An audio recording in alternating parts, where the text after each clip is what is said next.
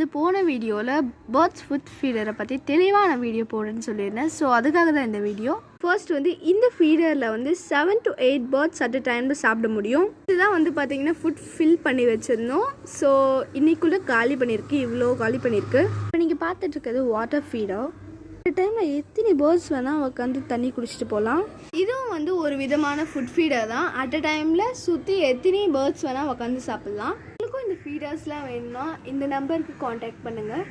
இங்கேருந்து அப்படியே இங்கே வந்தோம்னா இங்கே வந்து குருவிகள் வந்து தங்கறதுக்கே வந்து இடம் இருக்குது. குருவிகள் வந்து முட்டை போட்டு குஞ்சு பறிக்கிறதுக்காக இது வச்சுருக்கோம்.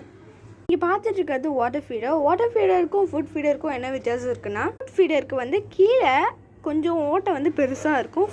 வாட்டர் ஃபீடருக்கு வந்து ஓட்டை சின்னதாக இருக்கும். இதுக்கு வந்து 3 சைட்ஸ் இருக்குன்னா அதுக்கு 2 சைட்ஸ் இருக்கும்.